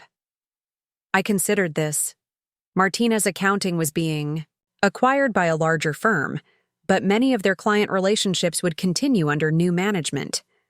There was no reason Meridian couldn't maintain a professional connection, especially with Anthony himself serving in an advisory capacity during the transition. "I'd be happy to meet with him," I agreed. "Professional relationships shouldn't be defined by personal complications." "Thank you," Mia said, sounding relieved. "And Sophia wanted me to pass along one last message before she begins her sentence." "Next week." I hesitated but ultimately relented. "Go ahead." "She said to tell you that she finally understands what it means to lose everything that matters.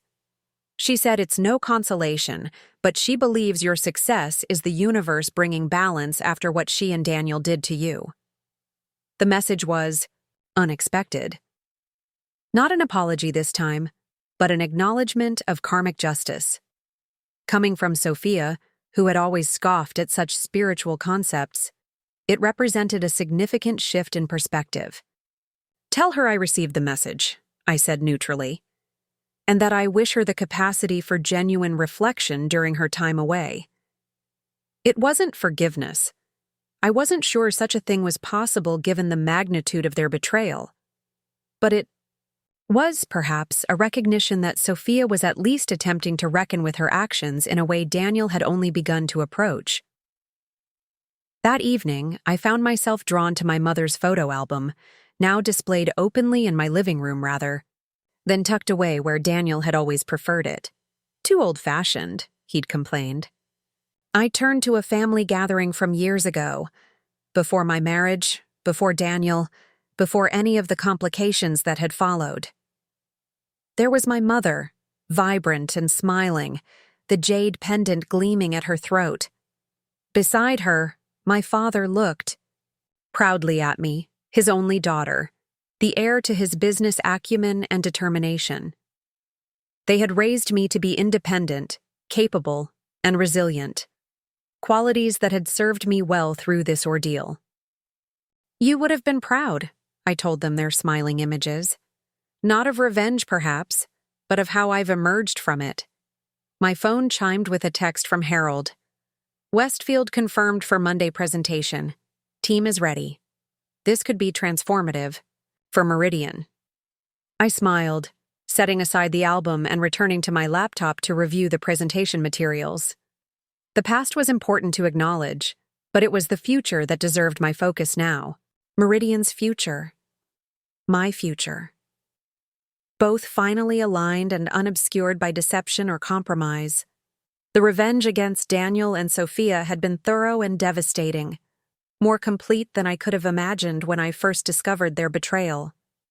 But the true victory wasn't in their downfall. It was in my emergence as my full, undiminished self. Rebecca Chen, no longer hiding her power or apologizing for her success. Daniel was headed to prison. Sophia would follow. Their grand romance, built on betrayal and fraud, had crumbled under pressure. But I was still standing, stronger, more visible, and more authentic than ever before.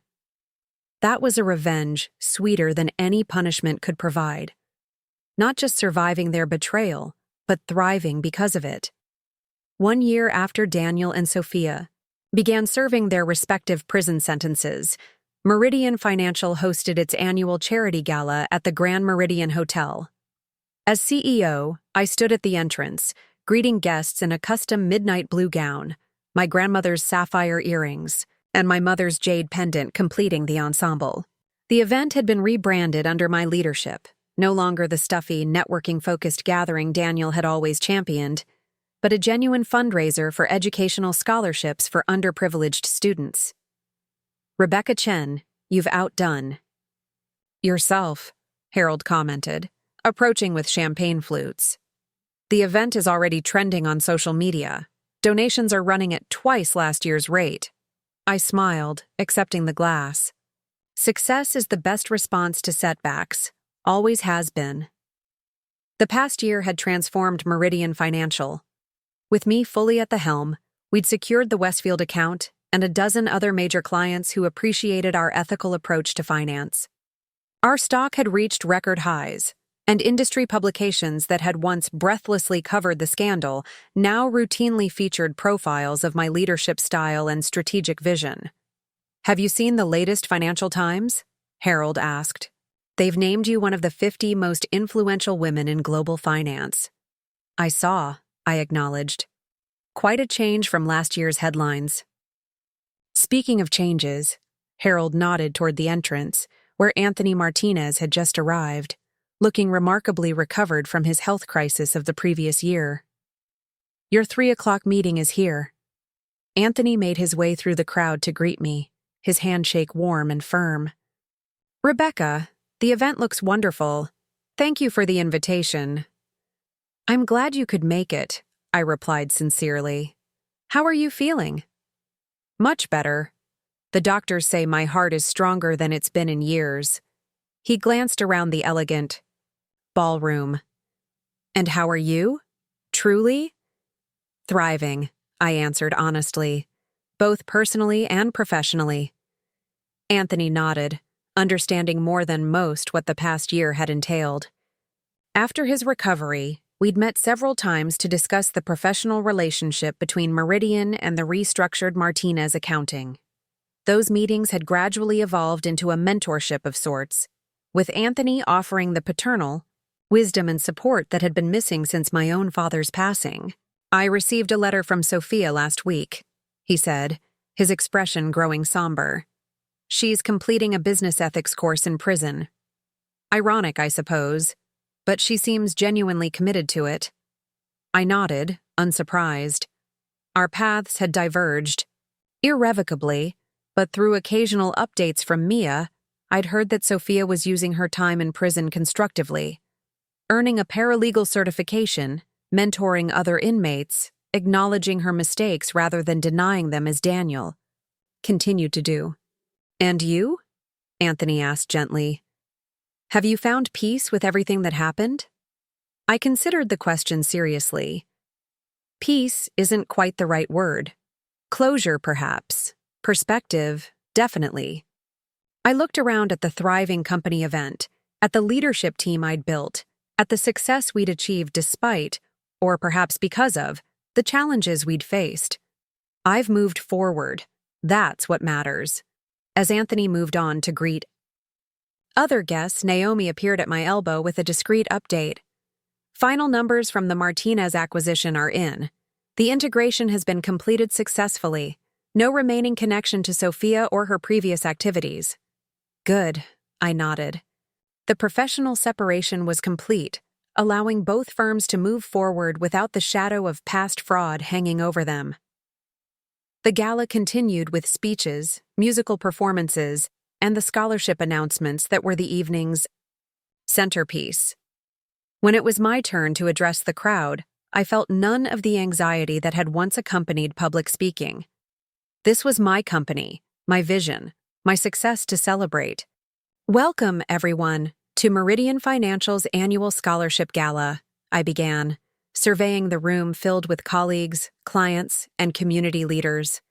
"This past year has taught us all important lessons about integrity, transparency, and the responsibility that comes with financial stewardship." The subtle reference to the previous year's scandal wasn't lost on the audience, but neither did it dominate the conversation. We had acknowledged the past, learned from it, and moved decisively beyond it. Tonight, I'm proud to announce that Meridian will be funding 50 full scholarships for students pursuing careers in ethical business practices. We believe that investing in the next generation of financial leaders is the best way to ensure a future defined by integrity rather than expediency. The announcement was met with enthusiastic applause, particularly from the young scholarship recipients seated at places of honor near the front of the room. These students, bright, ambitious, and now financially supported through their education, represented the positive legacy I was determined to build in the wake of Daniel and Sophia's betrayal. As the evening wound down, I found myself on the hotel's terrace, taking a moment alone beneath the stars. The city lights sparkled below, mirroring the constellation above. It was a perfect spring night, cool and clear, filled with possibility. "Mind if I join you?" Voice asked from the doorway. It was Jordan Harris, the CEO of Westfield Investments, and now one of Meridian's most significant clients. "Please," I gestured to the space beside me at the balcony rail. "Remarkable event," he commented, looking out over the city. "Even more remarkable turnaround for Meridian. When the scandal broke last year, many predicted your company wouldn't survive it." Those predictions underestimated both Meridian's fundamental strength and the value of transparency in crisis, I replied. Jordan studied me with undisguised admiration. "They also underestimated you, I think." I smiled, neither confirming nor denying this assessment. "How are the portfolio adjustments working out for Westfield? The quarterly reports showed promising initial returns." "Exceptional," he confirmed. "Your team's approach has already increased our yield by nearly 4%. The board is extremely pleased." "I'm glad to hear it." We stood in comfortable silence for a moment before Jordan spoke again. "I hope this isn't inappropriate, but I've been meaning to ask, would you consider having dinner sometime? Outside of a business context?" The invitation wasn't entirely unexpected. Jordan was intelligent, ethical, and accomplished. Exactly the kind of person I might have been interested in under different circumstances. But the past year has taught me the value of independence and self-sufficiency in a way I couldn't have articulated before. "I'm flattered," I replied honestly, "but I'm not dating at the moment. My focus is entirely on Meridian and rebuilding my personal life on my own terms." Rather than appearing disappointed, Jordan nodded with respect. "I understand completely. The offer remains open if your circumstances change." He handed me his personal card. "No pressure, just an option for when you're ready." After he rejoined the party, I remained on the terrace a few minutes longer, reflecting on how different my response had been from what it might have been in the past. The old Rebecca, the one who had defined herself partly through her relationship with Daniel, might have jumped at the chance for validation from someone like Jordan. But I no longer needed that kind of external affirmation. The next morning, I arrived at my office earlier than usual, energized rather than drained by the previous night's event. The early hour gave me time to review the latest development in Daniel's situation before the day's meetings began. His appeal for a sentence reduction had been denied. The judge's ruling was clear and unequivocal. The evidence of fraud was overwhelming, the breach of fiduciary duty egregious, and the 15-year sentence entirely appropriate given the magnitude of his crimes. I felt no particular satisfaction at this news, but neither did I feel any sympathy. Daniel had made his choices, and now he was living with their consequences, just as I was living with mine. The difference was that my choices had led to growth and success, while his had led to disgrace and imprisonment. Naomi entered with the morning briefing, her efficiency as impeccable as always. The gala raised $3.2 million for the scholarship fund, exceeding our target by 20%. Media coverage is overwhelmingly positive, and the Westfield integration is proceeding ahead of schedule. Excellent. What about the London expansion? The regulatory approvals came through this morning. We can begin staffing the new office immediately. I nodded, pleased. Meridian's international growth was a key part of my 5-year strategy, and the London office represented our first major step into European markets. One more thing, Naomi added, her tone shifting slightly. Catherine Reynolds called. Daniel has been transferred to a minimum security facility upstate. She thought you might want to know. I considered this information, trying to identify my own reaction. A year ago, news about Daniel would have triggered complex emotions: anger, pain, perhaps even a certain vindication. Now, it registered as little more than an update about a former business associate, someone whose life had intersected with mine but no longer defined any part of it. Thank you for letting me know, I said simply. No response necessary. The rest of the day unfolded with the structured productivity that had become my hallmark at Meridian. Client meetings, strategy sessions, mentoring conversations with promising junior executives. Each interaction reinforced what I had come to understand over the past year: that professional fulfillment didn't require personal compromise, and that authentic leadership was more effective than the performance Daniel had always put on. Late that afternoon, I took a rare break to visit the small memorial garden I'd established in my mother's honor at a local hospice facility. It was a peaceful space, filled with her favorite flowers and a small meditation area where families could find respite during difficult times. As I placed fresh flowers beside her plaque, I found myself reflecting on how much had changed since those painful days when I'd shuttled between her hospice room and my failing marriage. The grief of losing her remained, but it had softened into something bittersweet, rather than purely painful. And the betrayal that had accompanied that loss, Daniel, and Sophia's calculated exploitation of my vulnerability, no longer held any power to wound me. You were right, Mom, I said quietly to the gentle spring breeze. Everything you taught me about self-reliance and inner strength, it all proved true in the end. My phone buzzed with a message from Harold. Board unanimously approved the new compensation structure for junior staff. Your proposal for profit sharing at all levels passed without opposition. I smiled, pleased that this initiative, one Daniel had always dismissed as unnecessarily generous, was now becoming reality. Meridian under my leadership would be defined not just by financial success, but by ethical treatment of employees at every level. The company culture I was building stood in deliberate contrast to the cutthroat hierarchical environment Daniel had promoted. That evening, as I prepared for a rare quiet night at home, I received an unexpected message, an email from Sophia. sent through the prison's monitored communication system. I hesitated before opening it, unsure whether I wanted any direct contact after a year of carefully maintained distance.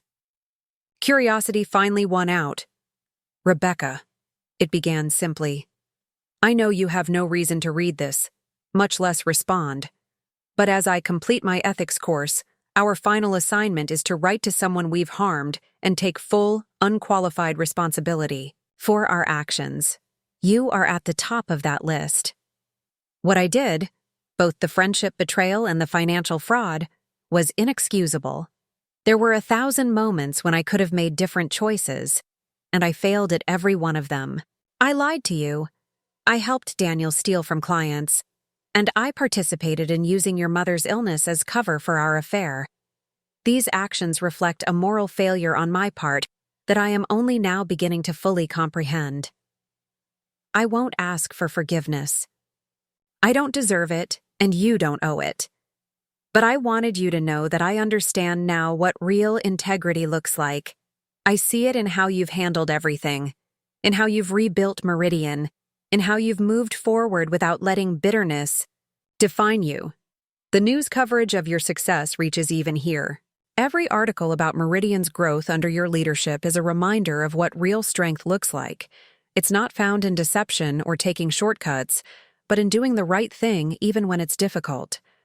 I still have 4 years left on my sentence. When I'm released, I'll never work in finance again.